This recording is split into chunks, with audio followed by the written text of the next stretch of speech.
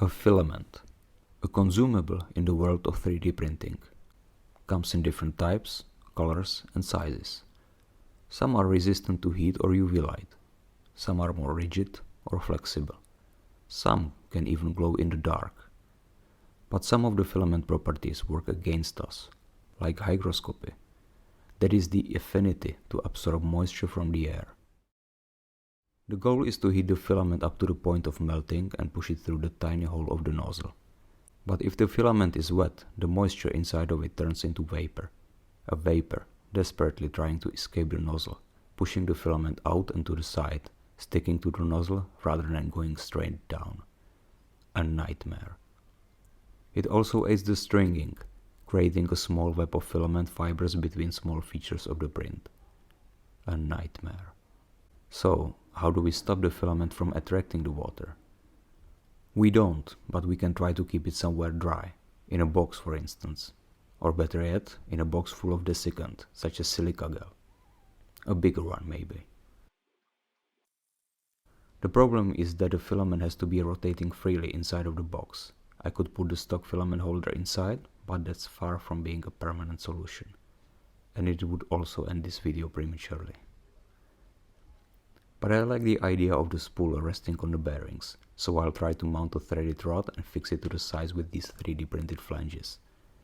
There will be one on each side, and the rod will be fixed by a nut which will sit in the recess of the flange. The spool will sit on a bearing, and to stop it from wandering off I will fix it by these washer/nuts which will hold the bearing in place and also keep the spool on the bearings. The box should hold 3 spools of filaments, which is roughly 3 kilograms. The rod is flexible to some extent, so we will need support in the middle. Let's see if this will be enough. There also has to be some opening for the filament going from the spool to the printer. I will use a press fitting which is typically used for pneumatic hoses and can be found on the Prusa printer as well. It will hold the inlet PTFE tube coming from the extruder perfectly. The lid of these IKEA boxes is far from being watertight. I will put a rubber seal and fix the lid with these clamps. And to keep an eye on the humidity level inside of the box, I will use this cheap eBay sensor. I found a nice bracket which holds the sensor on the inside of the lid, and the only thing I need to do is to drill 2 holes. For the time of the build I will put both the filament and the desiccant to the oven and dry it at 60 degrees Celsius for a couple of hours. The temperature and the time depends on the type of the filament, and these values are for the PETG. First I will measure the final length of the rod. It's a bit difficult because the walls of the box are not parallel.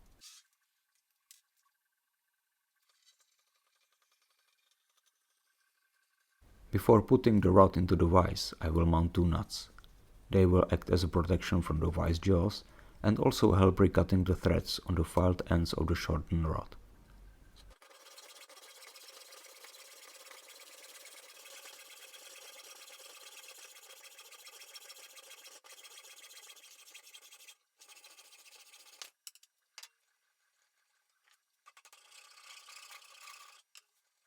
Then I will eyeball the position of the hole for the rod, drill it and deburr it.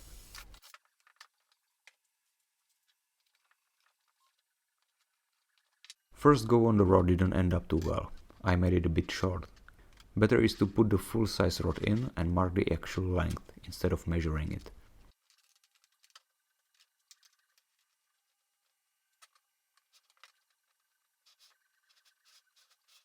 I pre-assembled the flanges and marked where the mounting hole should be. Then I realized I didn't count for the recess in the box. The outside flange will overhang, but the inside flange doesn't fit anymore. I could go back to the Fusion 360 and fix the part, or, as a video maker, I can fix it in post. That means with the saw. The function of the part will not be compromised, and it saves me some time.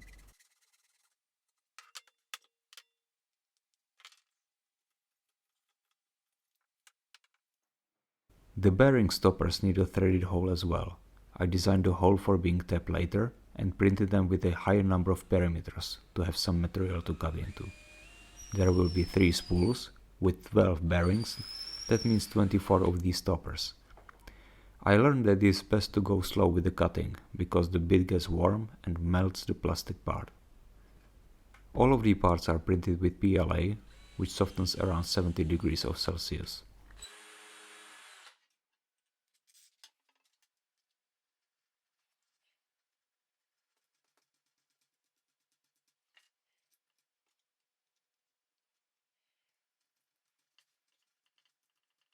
I reduced the assembly time greatly with the drill. It is also crucial to go slow, since the stoppers get warm during this process as well. But as always, I get more eager towards the end of the project.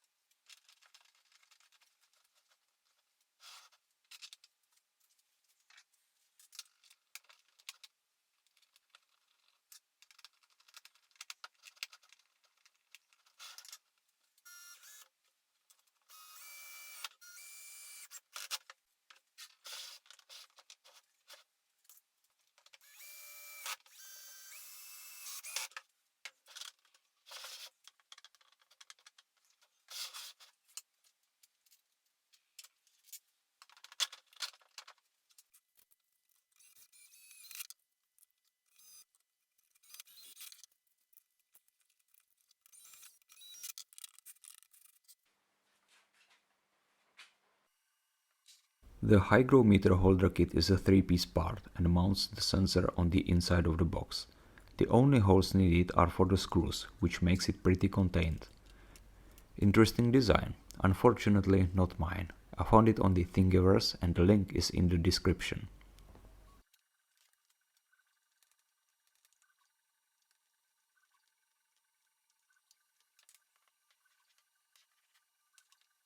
To keep the box watertight, I'm using a rubber window seal with a double-sided tape.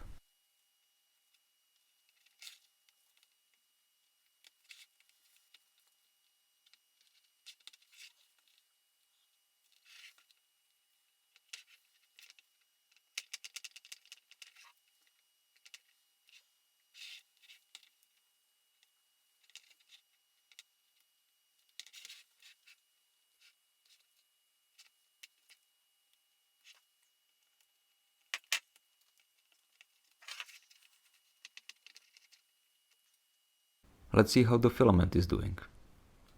Ah, that looks delicious.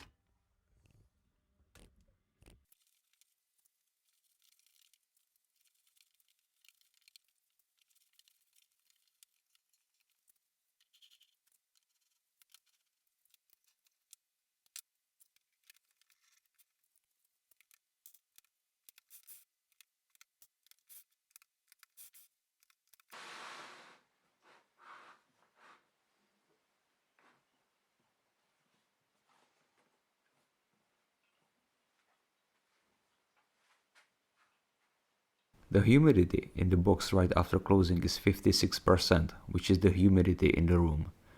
The backs of the second hold the temperature for a long time, that's why the sensor shows 30 degrees Celsius.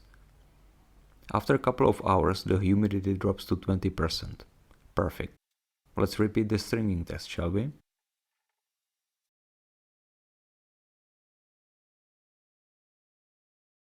Well, if that doesn't look like a perfect print, well, okay, the top layer screwed that up. But if we compare it with the print before, it's night and day. So that's how I will keep my filament dry from now on. Thanks for watching and see you next time.